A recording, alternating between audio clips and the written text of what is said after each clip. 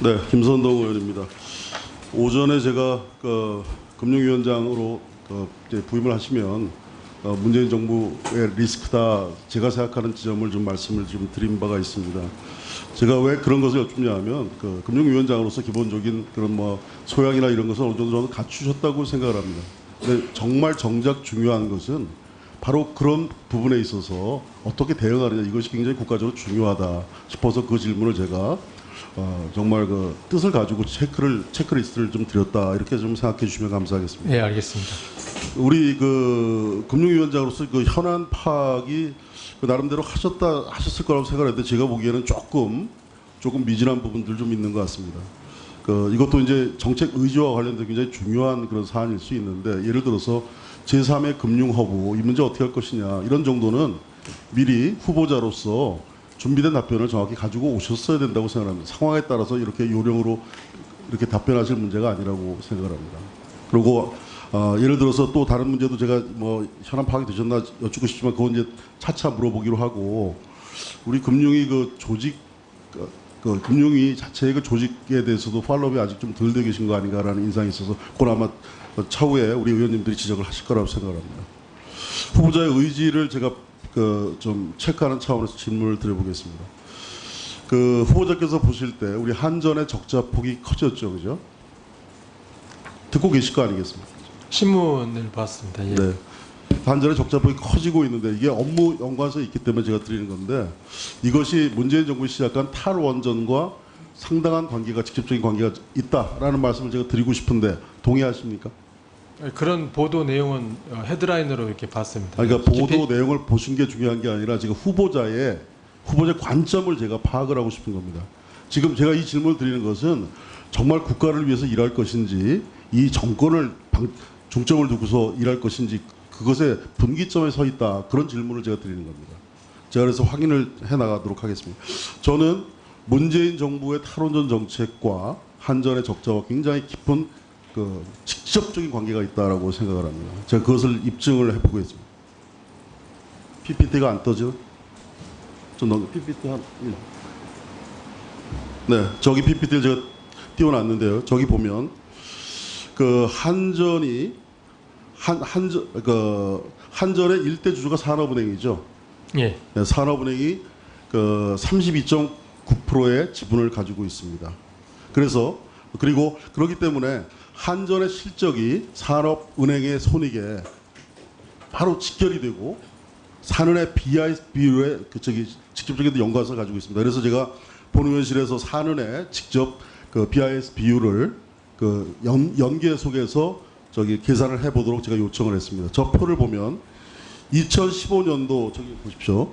저희 보면 2015년 경우에 한전 이익이 13조 2천억이 나옵니다. 이것이 산은 연결 손익으로 보면 5조 원이 반영이 됩니다. 그래서 결국 산은의 BIS 비율이 무려 1.37%포인트 상승을 합니다. 만약에 한전 이익이 여기에 반영되지 않았다면 바젤 3에서 권고하는 기준 알고 계시죠? 예. 최소 규제 비율 13%, 거기에 그 자락으로 떨어질 수 있는 상황이 있었던 겁니다. 온 겁니다. 그것을 한전의 경영 성과가 좋았기 때문에 자본 건전성이 유지될 수 있었다는 겁니다. 그렇기 때문에 이 문제는 한전과 산업은행의 BIS 비율, 이것은 굉장히 직접적인 관계가 있는 겁니다. 만약에 한전의 영업이익이 2015년도에 그렇게 나지 않았더라면 우리 BIS 비율은 12.8%포인트에 불과했을 겁니다. 이렇게 되면 바젤 3의 최소 규제 비율에 미달되는 그런 결과가 나오는 겁니다. 근데 쭉 보시면 2015년도, 2016년도, 2017년도 전반기까지 산은의 한국전력의 실적이 좋았기 때문에 산은의 연결 손익도 플러스였고, 그리고 BIS 비율에도 도움이 됐습니다. 그러나 문재인 정부가 집권하고 난 후에 이렇게 보면 한전 실적이 급격히 하락을 합니다. 거기에 따라서 산은의 연결 손익도 마이너스로 돌아섭니다. BIS 비율이 에도 영향이 가는 것은 마찬가지입니다. 근데 여기 다행히 2019년도 1분기에 14.91%로 다시 BIS 비율이 증가하는 것은 정부의 예산으로 출자금을 4천억 원을 얹어줬기 때문에 이렇게 올라간 겁니다. 일시적으로 올라간 겁니다. 저는 이런 것을 보면서 우리 은성수 후보자께 질의를 좀 드려보겠습니다.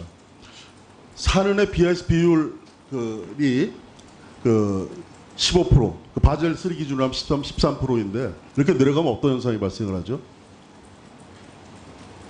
저도 수출 행장을 했는데 제가 생각할 때는 제가 갖고 있던 기준은 10% 정도를 베이스라인에서 10을 넘지 않으려고 했던 건데 갑자기 15% 말씀하시니까 좀 많이 제가 15%라는 넉넉한 수치를 드린 거는 예. 사안에서 하는 얘기를 그대로 제가 옮겨드리기 위해서 사안이 하는 거고요. 조금 과장했던 부분이 있는 거고요. 그다음에 조금 나중에 말씀드리겠습니다. 왜냐하면 BIS 비율이 높다고 반드시 좋은 게 아닌 게 높았다는 건 일을 안 했다는 뜻도 될 수 있기 때문에 저는 그래서 한 12% 정도 되면은 일도 적당히 하고 건전할 수 있지 않냐 생각을 하는데 물론 높으면 좋죠. 그 수출액도 14%를 넘겼으니까 높으면 좋은데 어쨌든 15%나 14%가 떨어져서 문제 있다는 거는 조금 너무 염려한 거 아닌가 생각이 듭니다. 네. 그러니까 BIS 비율 자체가 어디가 적정하냐를 지금 제가 후보자님과 논쟁을 하거나 하자는 게 아닙니다. 예, 알고 있습니다. BIS 비율이 지금 한전의 영업 적자 때문에 4년의 영업 실적과 연계되고 그것에 따라서 BIS 비율이 하락을 하고 있다는 점을 지적하고 있는 겁니다. 예, 알겠습니다.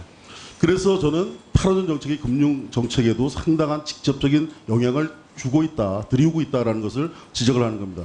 PPT 자료 2번을 봐주십시오.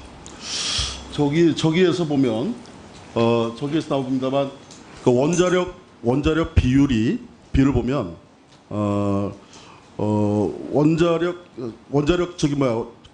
원자력 비율이 2016년에 24.4%에 2010년에 15.3%로 급락을 합니다.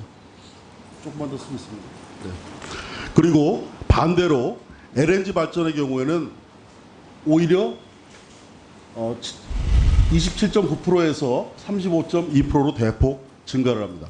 그래서 보면 실제로 저것을 금액 기준으로 환산을 해보면 탈원전하면서 원자력 발전 구입비는 2016년 대비 2018년 이렇게 보면 원자력 발전 구입비가 2조 5,999억 원 감소한 반면에 LNG 구입비는 무려 6조 4,536원이 증가합니다. 이걸 대비를 해보면 약 4조의 추가 비용이 발생한 겁니다.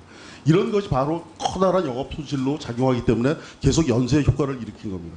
그럼 여기서 제가 우리 후보자님께 그 말씀을 좀 드려보고 싶은 건 뭐냐면 이렇게 경영 손실이 일어나고 있습니다. 한전뿐만이 아니라 산업은행에도 재무 건전성의 문제에 커다란 실질적인 영향을 끼치고 있습니다. 그런데 여기 견제와 감독 기능을 해야 되는데요, 금융위가.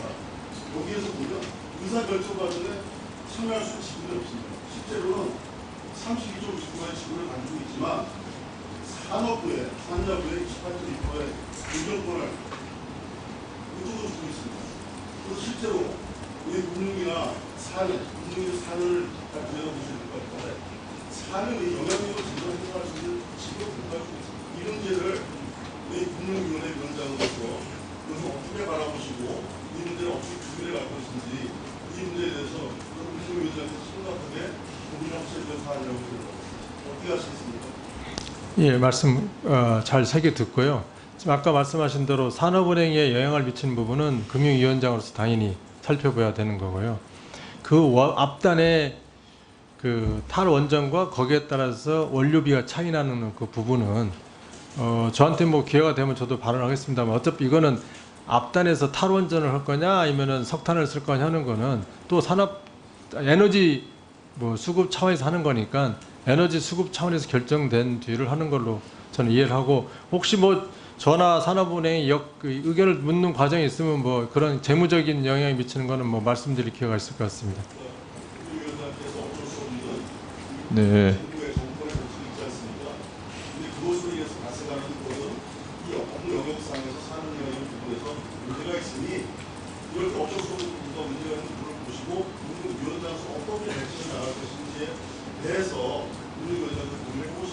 예, 알겠습니다.